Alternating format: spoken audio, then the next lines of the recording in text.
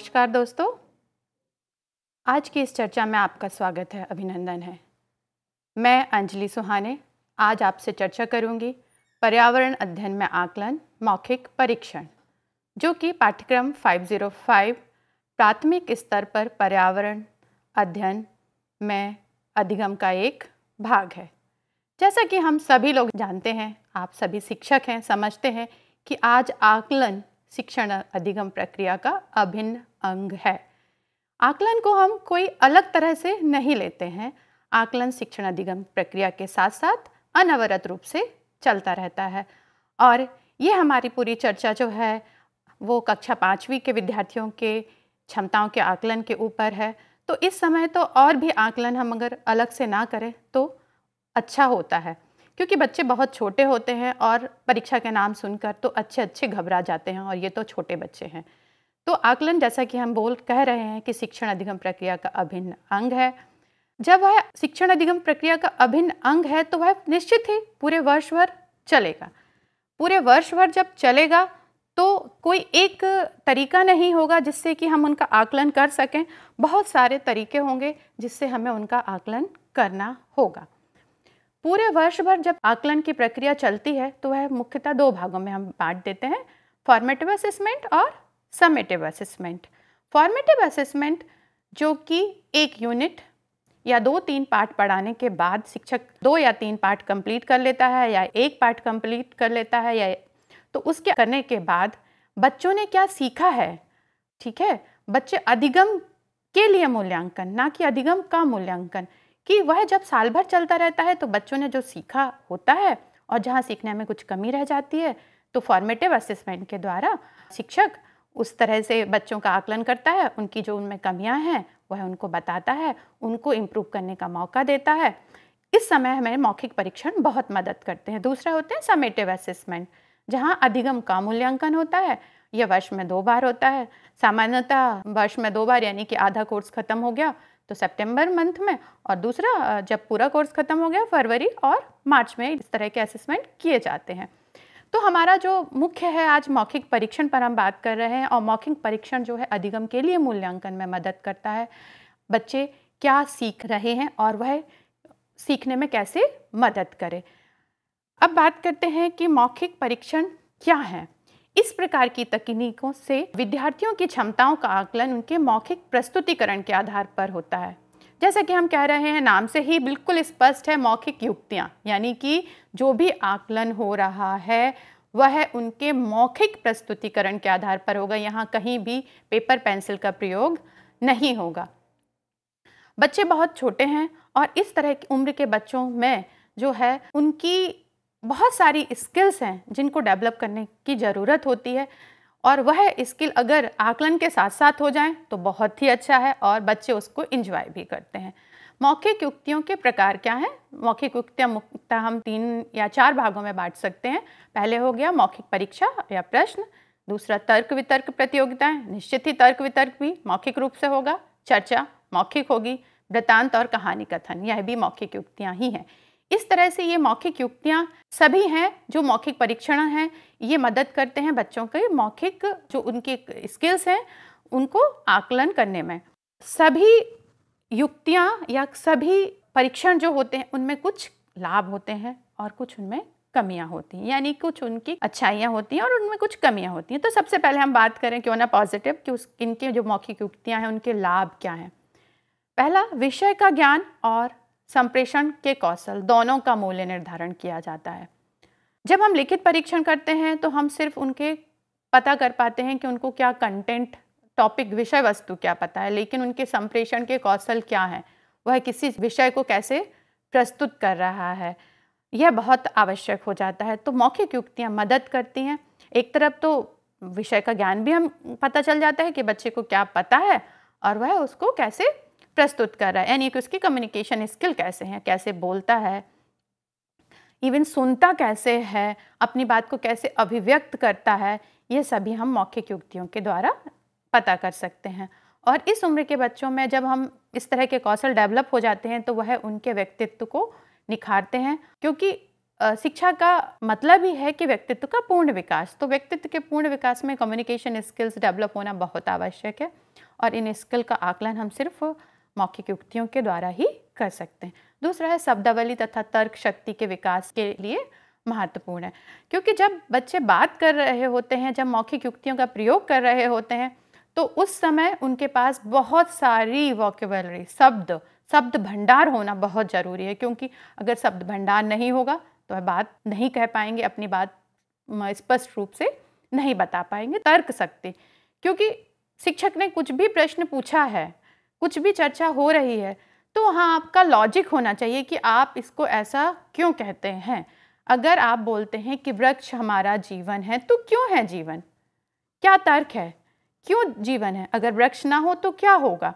हाँ, तो इस तरह के तर्क उनको आना बहुत ज़रूरी है। और जब आकलन में ये मदद कर देते हैं, जब हम मौखिक परीक्षण कर रहे होते हैं तो उनकी तर्क शक्ति स्वतः ही उसके साथ बढ़ने लगती है।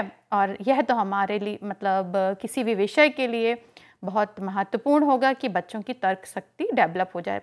हम जानते हैं कि पर्यावरण जो अध्ययन है वो विज्ञान और सामाजिक विज्ञान का समेकित रूप है, तो उसके विज्ञान के जो उद्देश्य हैं उनको भी हमें पूरा करना है और सामाजिक विज्ञान के जो उद्देश्य हैं उनको भी पूरा करना है। तो उन उद्देश्यों में यह भी है कि उनमें तर्क शक्ति का विकास हो। तो इस तरह से जो मौखिक युक्तियाँ हैं वो तर्क शक्ति के विकास में मदद करती हैं। उसी समय पुनर्वलन दिया जाता है जिससे परीक्षा देते हुए बच्चे सीखते हैं। ये बहुत ही महत्वपूर्ण बात है।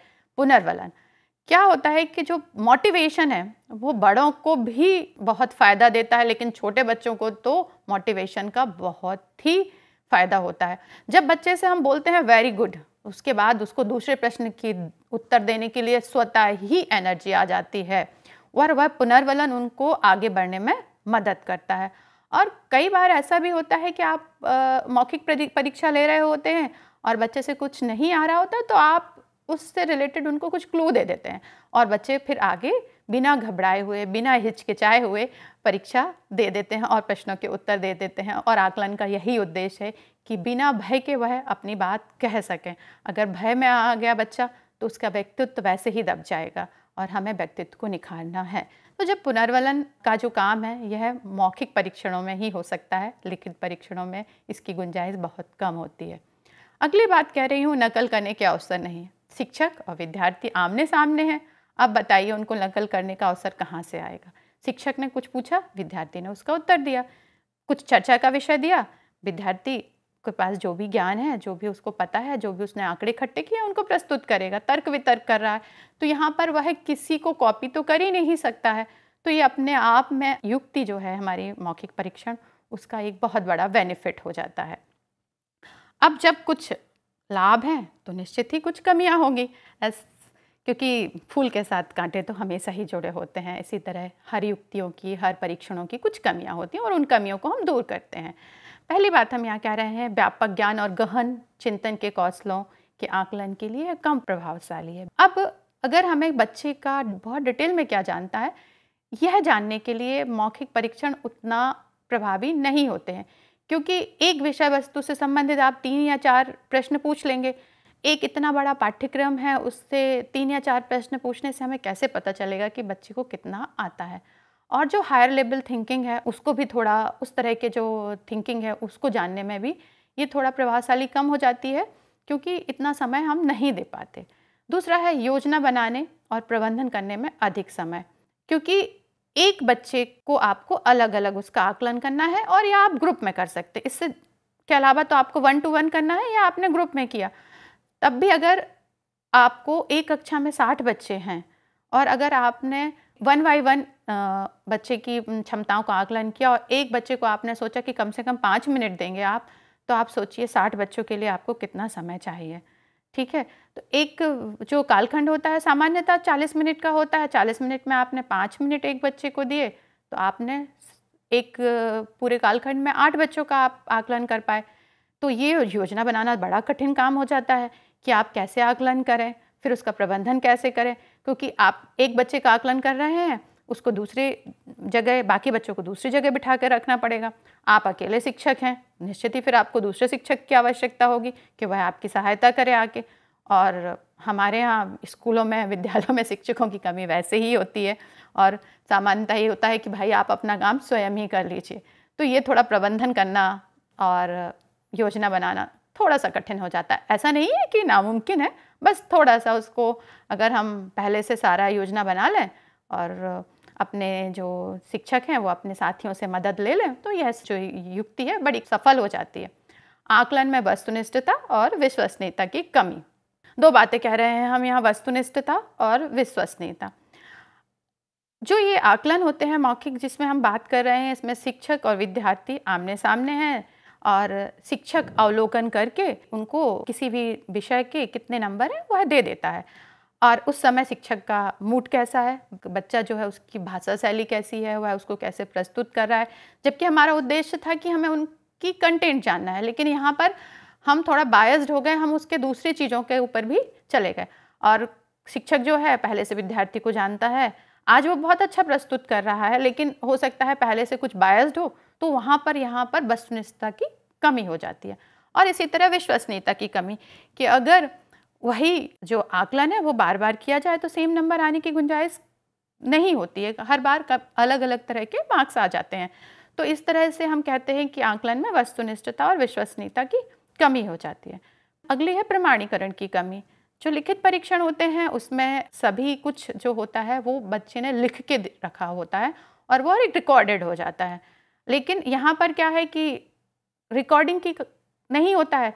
बच्चे ने प्रस्तुत किया, शिक्षक ने उनके नंबर दे दिए और बात वहीं पर ख़त्म हो गई। अब प्रमाणीकरण कैसे करेंगे, तो ये थोड़ी डिफ़िकल्टी आती है। खर्चीली विधि, खर्चीली किस सेंस में, समय के सेंस में, ठीक है, बहुत अधिक समय लगता है और प्रबंधन भी मुश्किल है, तो विधि कैसी होगी, खर्चीली। प्रशिक्षित मूल्यांकनकर्ताओं की कमी। हमारे विद्यालयों में सामान्यतः ही मूल्यांकनकर्ता जो हैं वो प्रशिक्षित नहीं है, शिक्षक वर्ग जो है प्रशिक्षित नहीं है और इस तरह के आकलन में तो प्रशिक्षण की बहुत आवश्यकता होती है, क्योंकि अगर वह प्रशिक्षित नहीं होंगे तो वह आकलन ठीक ढंग से नहीं कर पाएंगे।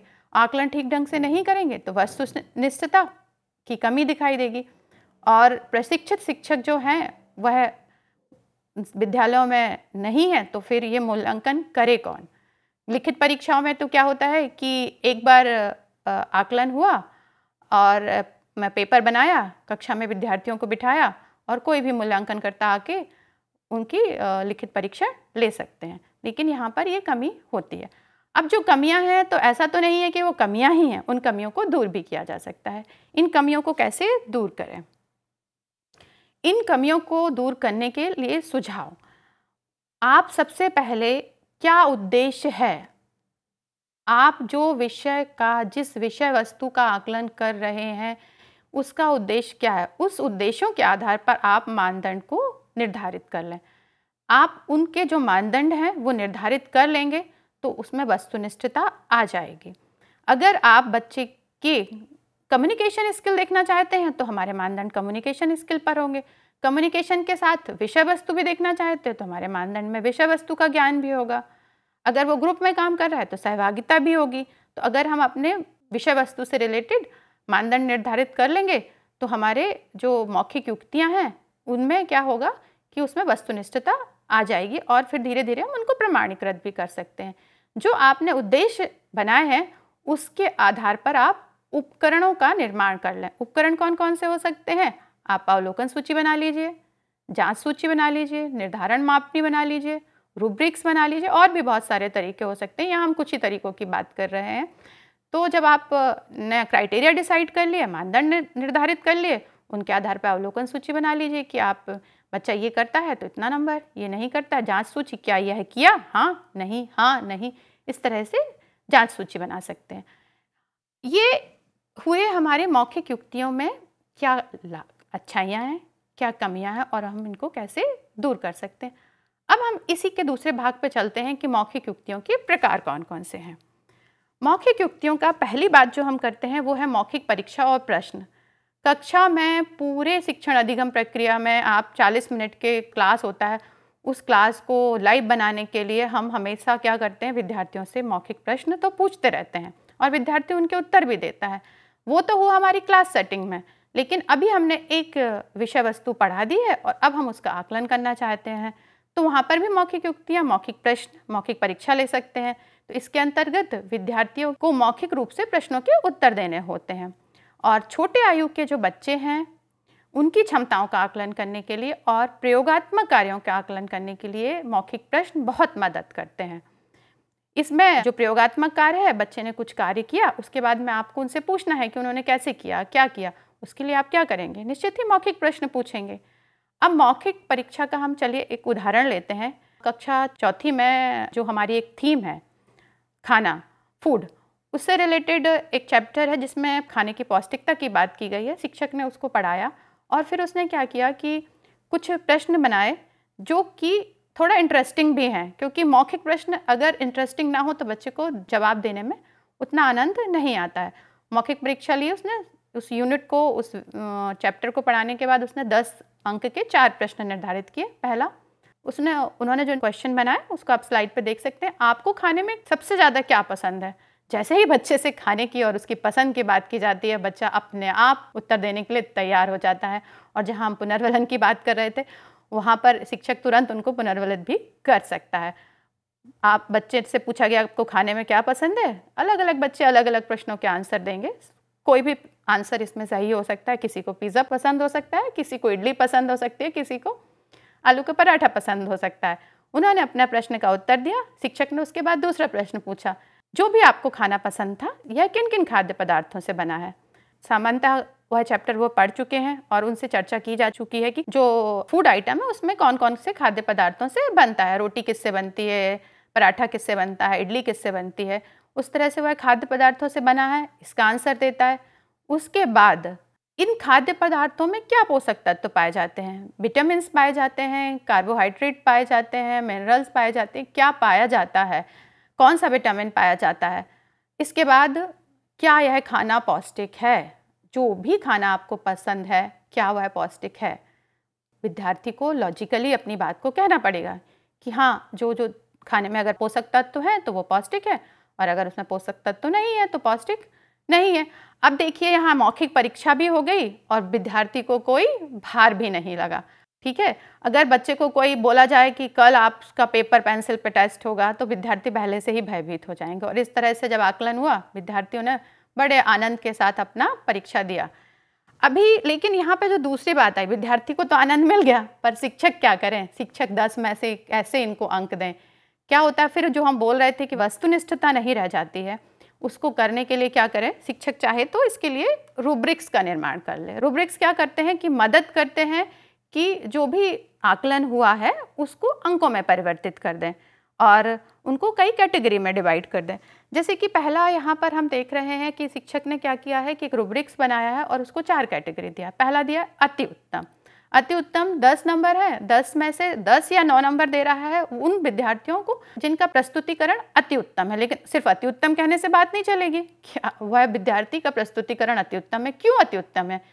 विद्यार्थी सभी प्रश्नों के उत्तर पूरी स्पष्टता, आत्मविश्वास और सटीक तथ्यों के साथ प्रस्तुत करता है। देखिए, यहाँ पे शिक्षक ने क्या कहा है कि वह उन विद्यार्थियों को 10 या 9 नंबर दे रहा है जो कि अपने प्रश्नों को पूरी स्पष्टता के साथ, ठीक है, पूरे उसको क्लियरिटी है, अपने जो विषय वस्तु है उसके आंसर में उसको क्लियरिटी है, आत्मविश्वास है। कॉन्फिडेंस का तो भाई जमाना ही है, अगर कोई भी बात बिना कॉन्फिडेंस से कही जाए तो मज़ा भी नहीं आता।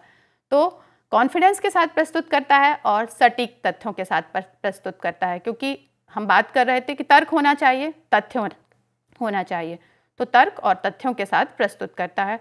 जब वह सभी प्रश्नों के उत्तर दे रहा है तो उसको कैटेगरी दे दिया अति उत्तम और 10 में और 9 मार्क्स दिए। दूसरी कैटेगरी आई उत्तम। विद्यार्थी सभी उत्तरों को स्पष्टता और आत्मविश्वास के साथ प्रस्तुत करता है। देखिए, यहाँ पे थोड़ी सी पहले वाले से कमी है। क्या कमी है? देखिए, विद्यार्थी सभी उत्तरों को स्पष्टता और आत्मविश्वास के साथ प्रस्तुत करता है, पर कहीं तथ्यों की कमी है। विद्यार्थी के पास तथ्य नहीं है, तर्क नहीं है। तो पहले वाली कैटेगरी से इस वाली कैटेगरी के नंबर बच्चों के कम हो जाएंगे और उनको 8, 7, 6 मार्क्स शिक्षक देगा। तो यहाँ पे देखिए, ये रूब्रिक्स बनाने से क्या हुआ कि शिक्षक के लिए बहुत आसानी हो गई कि जैसे ही वो प्रश्नों के उत्तर देता जाता है, इन रूब्रिक्स के माध्यम से वह उनको आकलन बड़ी आसानी से करता जाता है। नेक्स्ट है संतोषजनक। विद्यार्थी कुछ उत्तरों को स्पष्टता के साथ प्रस्तुत करता है और कुछ के उत्तर देने में हिचकिचाता है। जैसे पहला प्रश्न पूछा कि आपको खाने में क्या पसंद है, उसने फटाक से बता दिया, तुरंत बोल दिया कि ये पसंद है। उसमें किससे बना है ये भी बता दिया। लेकिन अब उसको पूछा गया कि इसमें कौन कौन से पोषक तत्व हैं, यहाँ पे थोड़ी उसको हिचकिचाहट है, उसको अपने उसमें स्पष्टता नहीं है, थोड़ा उसमें आत्मविश्वास की भी कमी आ रही है। आत्मविश्वास कब आता है? जब हमें सब कुछ पता होता है, उसमें आत्मविश्वास की भी कमी आ रही है। तो प्रदर्शन संतोषजनक है और हमने उसको नंबर जो है वो 5 से 3 तक की कैटेगरी में उनको मार्क्स दिए। नेक्स्ट कैटेगरी रखी सुधार की आवश्यकता। विद्यार्थी प्रश्नों के उत्तर देने की कोशिश तो करता है परंतु ठीक से दे नहीं पाता है। विद्यार्थी छोटे हैं, बहुत सारे विद्यार्थी ऐसे होते हैं कि उनकी भी अपनी कमियां होती हैं, उनको मौखिक प्रश्न देने में बड़ी कठिनाई होती है। उनको आता भी है, कोशिश भी करते हैं, लेकिन वह प्रस्तुत नहीं कर पाते। लेकिन हमारा उद्देश्य तो है कि वह प्रस्तुत करें, तो यहाँ पर हम कहेंगे सुधार की आवश्यकता है और उनको 2 या 1 नंबर दे देंगे। तो इस तरह से हमने क्या किया, अपने मौखिक प्रश्नों को क्या किया, रूब्रिक्स बना लिया और अपने आकलन को वस्तुनिष्ठता प्रदान करने की कोशिश की, उनका मानकीकरण करने की भी, प्रमाणीकरण करने की भी कोशिश की। अगली बात आती है कि जो मौखिक युक्तियाँ हैं, चर्चा। आप ईवीएस की क्लास 3rd 4th 5th की कोई भी चैप्टर उठाइए, उस चैप्टर में आपको एनसीईआरटी की बुक्स में कई बार लिखा होगा चर्चा कीजिए, कक्षा में चर्चा कीजिए। ठीक है, तो चर्चा 2 तरह से हो सकती है। एक तो आप क्लास में जैसा कि मौखिक प्रश्न रोज पूछते हैं ऐसे ही चर्चा भी करते हैं। दूसरी चर्चा हो सकती है जो कि फॉर्मल है। इसमें क्या करेंगे कि शिक्षक विद्यार्थी को पहले से एक टॉपिक दे देगा और इस विधि में क्या होगा कि शिक्षक ने विद्यार्थी को एक टॉपिक दिया, उसको बता दिया कि कल कक्षा को 4 या 5 बच्चों का समूह बनाया और क्लास में अगर 50 बच्चे हैं तो 10 समूह बना दिए और 10 समूहों को बता दिया कि कल हम किसी विषय पर चर्चा करें। मान लीजिए विषय है वृक्ष हमारा जीवन है। ठीक है, कल आपको इस पे तैयार करके आना है। आप 5 लोगों का समूह है, आप लोगों को अपनी बात कहने के लिए, चर्चा करने के लिए आपके पास 5-5 मिनट का समय होगा। आप अपने विषय वस्तु को तैयार करके आइए।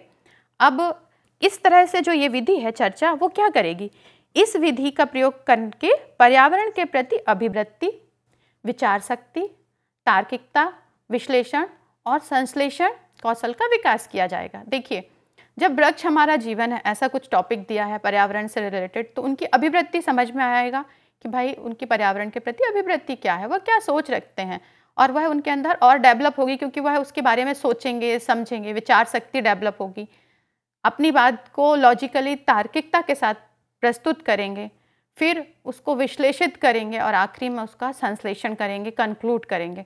तो यह विधि जो चर्चा है बहुत मदद करती है शिक्षक को और विद्यार्थियों को, दोनों को। लेकिन अभी बात है कि कक्षा में विद्यार्थी चर्चा करे जा रहे हैं, लेकिन हम उसका आकलन कैसे करें। तो क्या करें, चर्चा जब हो रही हो, विद्यार्थी जब चर्चा कर रहे हो, तो हम डिसाइड कर लें कि चर्चा के समय हमें विद्यार्थियों की किन क्षमताओं का आकलन करना है। जैसे कि आपने पहले से उनको अनुदेश दे दिया, निर्देश दे दिया कि आपको 5 मिनट का समय मिलेगा, तो वो दिए गए अनुदेशों का अनुसरण करता है या करती है। तो अगर करता है तो निश्चित ही उसको नंबर दिए जाएंगे और नहीं करता है तो ऑब्वियसली हम उसको मार्क्स नहीं देंगे। ग्रुप वर्क हो रहा है, 5-5 मिनट का समय है, तो उसकी सहभागिता कैसी है। कई बार क्या होता है कि 5 बच्चों में से 2 बच्चे तो बहुत अच्छे से पार्ट कर रहे होते हैं, 1-2 बच्चे कम, एक बिल्कुल ही नहीं कर रहा होता है। तो यहाँ पर अगर हमने ग्रुप के हिसाब से उनको मार्क्स दे दिए तो होगा कि सभी बच्चों को नंबर मिल जाएंगे, तो हमें ये भी देखना होगा कि उनकी सहभागिता कैसी है। फिर है दूसरों के विचारों को सुनना। कम्युनिकेशन स्किल्स जो होती हैं उसमें सुनना भी एक कला है। क्या होता है जनरली कि विद्यार्थी बोलते रहते हैं, बोलते जाते हैं, लेकिन दूसरों को सुनने की कला नहीं होती। तो दूसरों को जब तक आप सुनेंगे नहीं तो समझेंगे क्या कि वह क्या कह रहे हैं। तो यहाँ पे दूसरे विद्यार्थियों को सुनना, फिर अपने विचारों को व्यक्त करना। तो जब हम चर्चा में आकलन के लिए ये क्राइटेरिया डिसाइड कर लेंगे कि वह अनुदेशों का अनुसरण करता है, सहभागिता रखता है, दूसरों के विचारों को सुनता है, अपने विचारों को व्यक्त करता है, तो इसके आधार पर जो मैंने पहले कहा था, आप क्या करें, अवलोकन सूची बना लें, रूब्रिक्स बना लें या रेटिंग स्केल बना लें। आप जो चाहें बना लें और उसके बाद अपने विद्यार्थियों का आकलन, बहुत उनकी क्षमताओं का आकलन एकदम आसान तरीके से आप कर सकते हैं। अगला जो हमारा मौखिक युक्तियों का प्रकार है वृत्तांत और कहानियाँ। ये नाम सुन के तो बच्चों को, कहानी सुन के तो बच्चे वैसे ही एक्साइटेड हो जाते हैं। और वृत्तांत, ये दोनों जो विधियां हैं आकलन की, वह मदद करती हैं विद्यार्थी के कम्युनिकेशन कौशल को बढ़ाने की, उनको सोचने की। अभी हम बात करें कि वृत्तांत तो कहानी कथन। वृत्तांत और कहानी कथन जो है वो मदद करता है विद्यार्थियों की कम्युनिकेशन स्किल को बढ़ाने के लिए।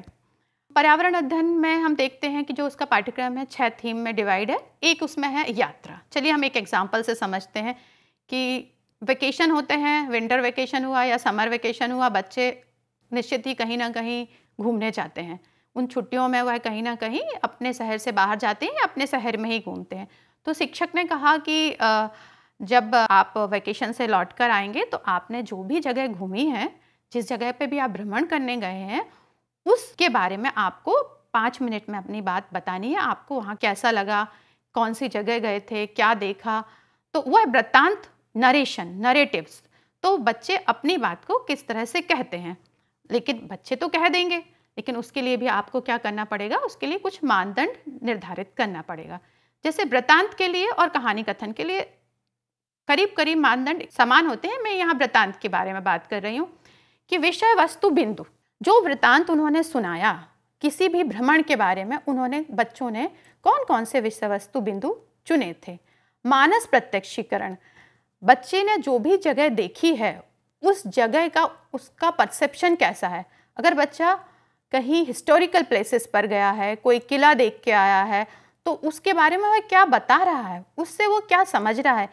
वहाँ का क्या आर्किटेक्चर देख के वह प्रभावित हुआ, या वहाँ के वो पुराने महल थे उनको देख के प्रभावित हुआ, या वह कितनी बड़ी जगह में बने हैं, किस चीज़ का वो मानस प्रत्यक्षीकरण, किस तरह से उसका परसेप्शन आ रहा है। फिर उसके बाद शब्दावली तथा शुद्धता, जो भी वह प्रेजेंट कर रहा है उसमें शब्दों का प्रयोग कैसे किया गया है और वह कितने शुद्ध हैं, उसका प्रोनाउंसिएशन कैसा है। उसके बाद आता है उच्चारण, वह कैसे, उस तरह से उसका उच्चारण कैसा है।